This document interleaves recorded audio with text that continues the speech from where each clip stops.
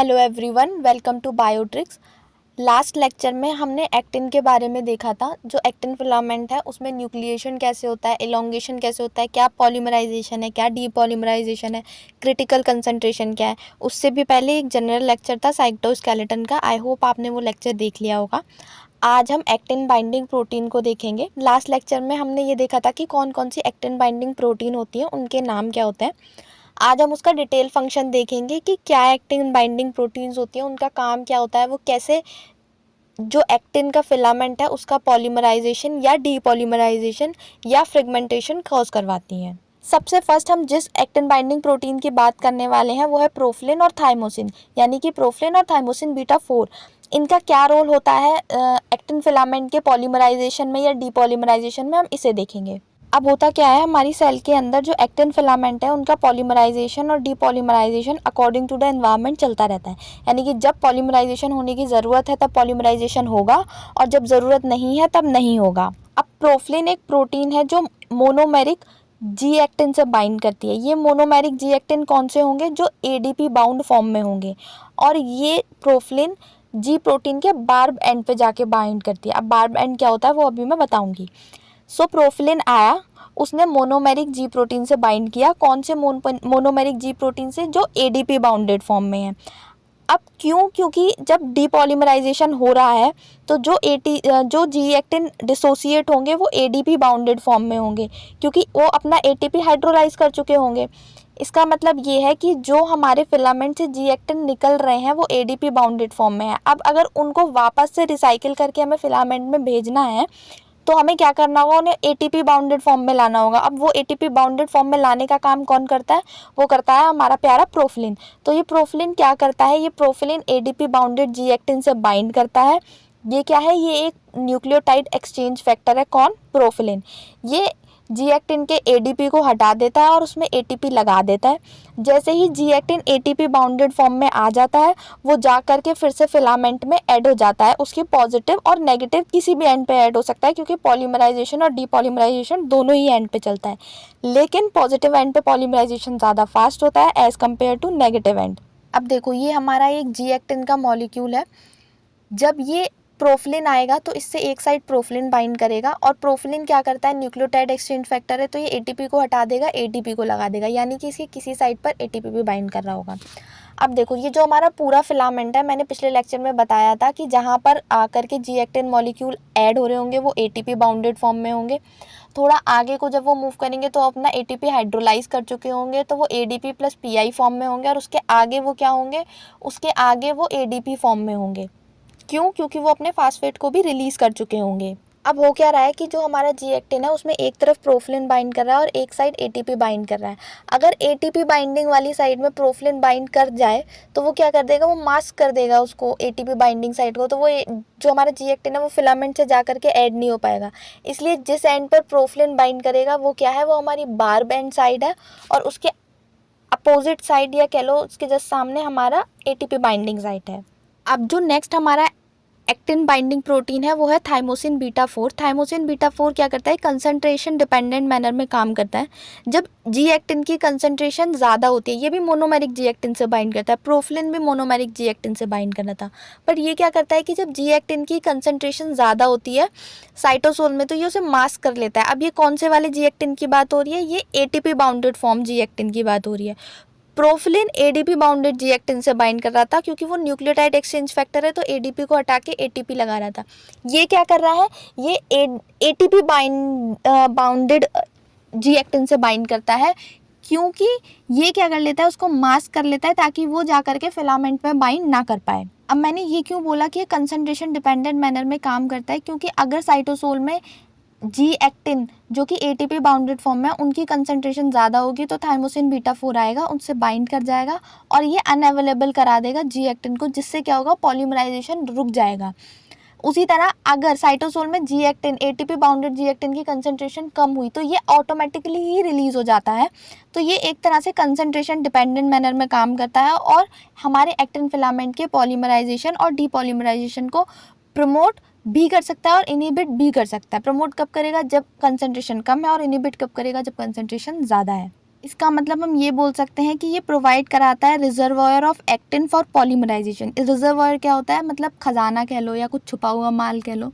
क्यों? क्योंकि इसने मास्क कर लिया है हमारे जी एक्टिन को, लेकिन जैसे ही हमारे पास जी एक्टिन की कमी होगी तो ये क्या कर देगा, ये सारे जी एक्टिन को छोड़ देगा, अब जाओ तुम पॉलीमराइजेशन करो। तो ये कंसंट्रेशन डिपेंडेंट मैनर में काम कर रहा है, इसलिए हम बोल रहे हैं कि ये रिजर्वॉयर प्रोवाइड करा रहा है किसका, एक्टिन का। और इसी तरह ये मेंटेन करता है हमारे फिलामेंट की लेंथ, ना तो ज़्यादा उसे बढ़ने देता है, ना तो ऐसा है कि उसे रुक जाने देता है। तो ये एक रिजर्वॉयर की तरह काम करता है। सो प्रोफ्लिन क्या था? प्रोफ्लिन न्यूक्लियोटाइड एक्सचेंज फैक्टर था जो बार बैंड की तरफ बाइंड करता था, और ये क्या करता है, ये पॉलीमराइजेशन को प्रमोट करता है क्योंकि ये एडीपी को हटा के एटीपी लगाता है। और थाइमोसिन बीटा 4 क्या करता है, वो पॉलीमराइजेशन को इनहिबिट कर देता है, वो एटीपी बाउंडेड जी एक्टिन से बाइंड करता है, प्रोफ्लिन एडीपी बाउंडेड जी एक्टिन से बाइंड करता है। ये डिफरेंस याद रखने हैं। अब नेक्स्ट हमारा प्रोटीन है फॉर्मिन प्रोटीन। फॉर्मिन प्रोटीन का रोल कहाँ देखा गया है? न्यूक्लिएशन में देखा गया है। अब न्यूक्लिएशन आपको याद होगा, आपने पिछले लेक्चर में पढ़ा था, जो कि मैंने ही बताया था कि 3 मोनोमेरिक जी एक्टिन यूनिट आती हैं और वो क्या करती हैं, वो एक न्यूक्लियस का फॉर्मेशन करती हैं। ये न्यूक्लिएशन करने के लिए किन प्रोटीन की रिक्वायरमेंट होती है? वो है फॉर्मिन प्रोटीन। अब ये कैसे करती हैं, आइए देखते हैं। अब हमारी फॉर्मिन प्रोटीन में 3 डोमेन होते हैं। एक है आरबीडी डोमेन जिसका नाम है रो बाइंडिंग डोमेन, एक है FH1 डोमेन और एक है FH2 domain. FH stands for formin homology domain. अब होता क्या है कि ये जो आरबीडी डोमेन है ये इंटरेक्ट करके रखता है FH2 डोमेन से, जिससे क्या हो जाता है कि FH2 डोमेन इनहिबिट हो जाता है या मास्क हो जाता है, अपना फंक्शन नहीं कर पाता प्रॉपर्टी। जैसे ही रो जीटीपी फॉर्म में आरबीडी डोमेन से आके बाइंड करता है, ये ओपन हो जाएगा, खुल जाएगा, यानी कि ये छोड़ देगा FH2 को और FH2 फ्री हो जाएगा अपना काम करने के लिए। रो क्या है? रो एक मोनोमेरिक जी प्रोटीन है जो कि बाइंड करती है आरबीडी से। अब हुआ क्या कि रो जीटीपी फॉर्म में आया, आरबीडी से बाइंड किया, आरबीडी हो गया एक्टिवेट, आरबीडी ने FH1 डोमेन को एक्टिवेट किया।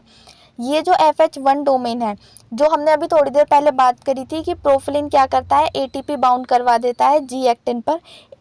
प्रोफिलिन लेकर आएगा जी एक्टिन को और FH1 डोमेन से बाइंड कर जाएगा। जो हमारा प्रोफिलिन था वो जी एक्टिन के बार बैंड से बाइंड कर रहा था, और ये FH1 डोमेन भी बार बैंड से ही बाइंड करेगा, यानी कि पहले जी एक्टिन बन है, फिर उसके ऊपर प्रोफिलिन है जिसने बार बैंड से बाइंड किया हुआ है, और प्रोफिलिन के साथ ये पूरा कॉम्प्लेक्स जाएगा और FH1 डोमेन से बाइंड कर जाएगा।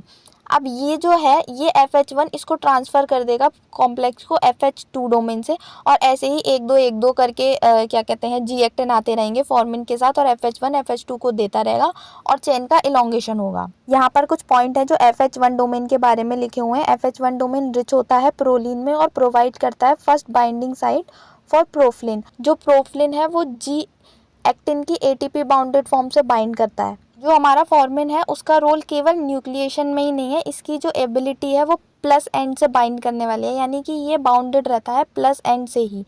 चेन ग्रो करती जाएगी पर ये प्लस एंड पे ही रहेगा। अब ये कैसे होगा, आइए देखते हैं।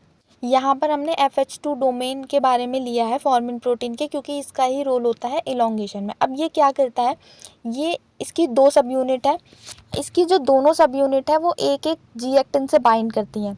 अब जैसे ही ये एक एक जी एक्टिन से बाइंड कर लेंगी, फिर ये थोड़ा सा शिफ्ट होगा, फिर एक और जी एक्टिन आएगा, फिर ये थोड़ा ऊपर की तरफ शिफ्ट होगा, फिर एक और जी एक्टिन आएगा। ऐसे करते करते ये एक जी एक्टिन का फिलामेंट बनाना स्टार्ट कर देगा। This is called elongation. अब इसकी एक एबिलिटी की है कि ये केवल टर्मिनल जो डाइमर्स है उनसे ही कांटेक्ट रखेगा, रेस्ट से ये कोई कांटेक्ट नहीं रखेगा। तो जहाँ पे ये कनेक्टेड है वो क्या है, वो प्लस एंड है, और जहाँ पर नहीं है वो क्या हो गया, वो माइनस एंड हो गया। और वैसे भी प्लस एंड हमारा फास्ट ग्रोइंग एंड है। अच्छा, ये नेक्स्ट जो है फॉर्मिन का रेगुलेशन, ये मैंने पहले ही आपको बता दिया था कि आरबीडी डोमेन FH2 को इनहिबिट करके रखता है। जैसे ही रो आएगा तो आरबीडी डोमेन क्या करेगा, आरबीडी डोमेन FH2 को इनहिबिट नहीं कर पाएगा और हमारा प्रोटीन क्या हो जाएगा, एक्टिव हो जाएगा और वो न्यूक्लिएशन कराएगा। अब नेक्स्ट हमारी एक्टिन बाइंडिंग प्रोटीन है ARP23 कॉम्प्लेक्स। ये जो प्रोटीन है ये क्या कराती है, ये हमारे एक्टिन फिलामेंट की ब्रांचिंग कराती है। अब ऐसा तो है नहीं कि एक फिलामेंट बन गया तो वो बस एक फिलामेंट ही रहेगा, उससे कोई ब्रांच नहीं निकल सकती है।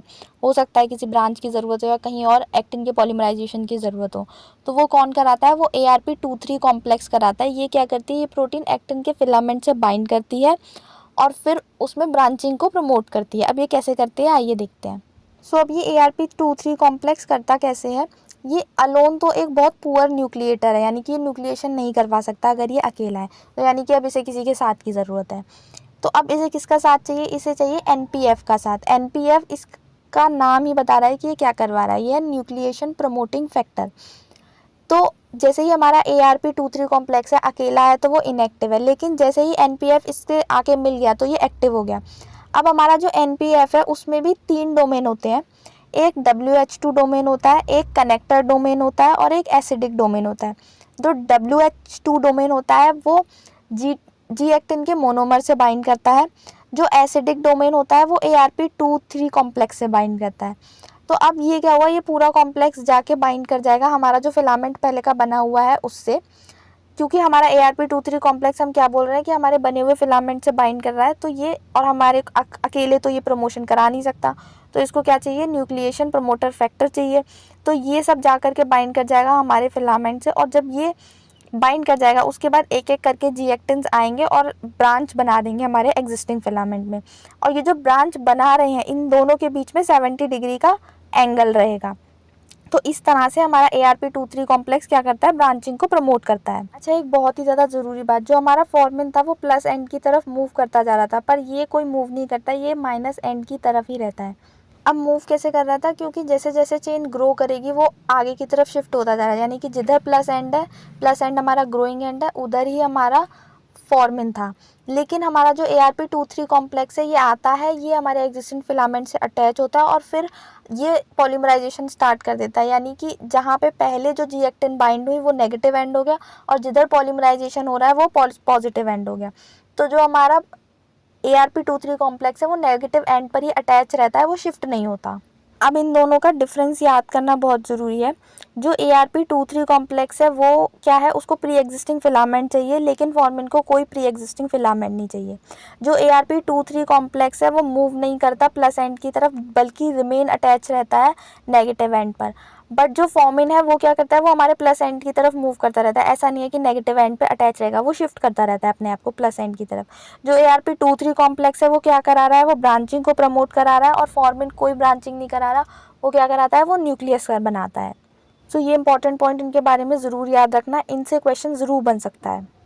अब तक हमने जितनी भी एक्टिन बाइंडिंग प्रोटीन देखी वो मोनोमेरिक जी एक्टिन से बाइंड कर रही थी। अब हमारी नेक्स्ट एक्टिन बाइंडिंग प्रोटीन है कोफलिन, और ये फिलामेंटस एक्टिन से बाइंड करती है। किधर बाइंड करती है, माइनस एंड की तरफ, यानी कि जो एंड पहले बन चुका है ओल्डर सब यूनिट पे बाइंड करेगी फिलामेंट पे। और क्या कर देगी, जैसे ही जैसे ही कोफलिन बाइंड करेगा, ये क्या करेगा, ये डीस्टेबलाइज कर देगा फिलामेंट को और फिलामेंट को ब्रेक कर देगा शॉर्ट पीसीज में। इस तरह से ये क्या कराता है, ये हमारा डीपॉलीमराइजेशन कॉज कराता है टुवार्ड्स नेगेटिव एंड।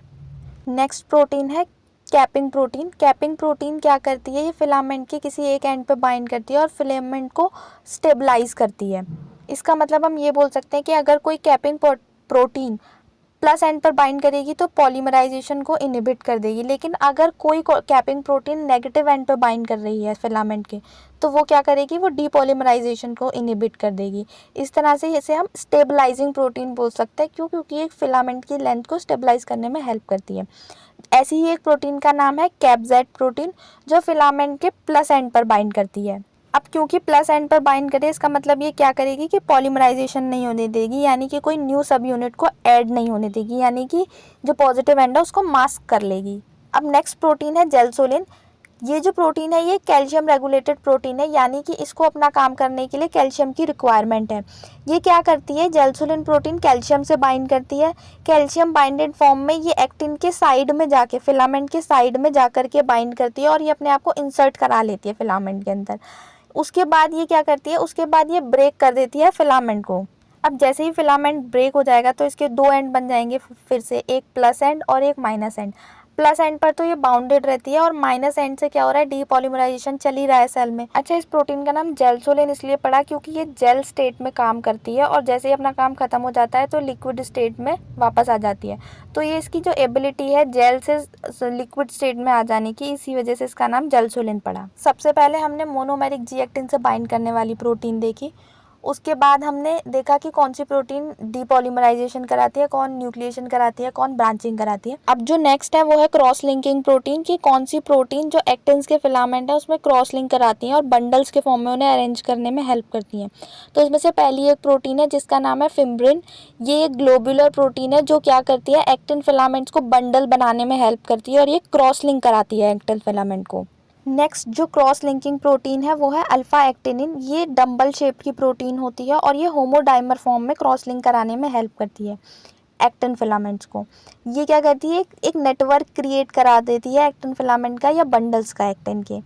ये मिलती है मसल्स में भी और नॉन मसल सेल्स में भी मिलती है, और ये इसके बहुत सारे ना आइसोफॉर्म एग्जिबिट करते हैं, यानी कि ये टिश्यू स्पेसिफिक मैनर में अपना एक्सप्रेशन देती है। जो अल्फा एक्टिनिन 2 और 3 है वो प्रोमिनेंट है मसल सेल्स में। नेक्स्ट हमारी प्रोटीन का नाम है फ्लेमिन। ये भी एक्टिन बाइंडिंग प्रोटीन है। इसमें 2 एक्टिन बाइंडिंग डोमेन होते हैं एन टर्मिनस पर, और ये क्रॉस लिंक कराती है एक्टिन फिलामेंट को। लास्ट एक्टिन बाइंडिंग प्रोटीन है ERM, इजरिन, रेडेक्सिन, मोइजिन।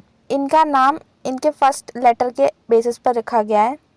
ये क्या करता है, ये लिंक करता है सेल मेम्ब्रेन और साइटोप्लाज्म में प्रेजेंट जो एक्टिन फिलामेंट है उसको। यानी कि ये जो प्रोटीन है ये प्लाज्मा मेम्ब्रेन से भी बाइंड करती हैं और ये एक्टिन फिलामेंट से भी बाइंड करती हैं। सो आई होप आपको हमारा ये वीडियो पसंद आया होगा। ये जो सारे नोट हैं लेक्चर 1 के, लेक्चर 2 के और लेक्चर 3 के मैं टेलीग्राम ग्रुप में शेयर कर दूंगी। सो मेक श्योर कि आपने उसको ज्वाइन कर लिया हो। So if you like the video please hit the like button, subscribe to Biotrix for more such content. Thank you.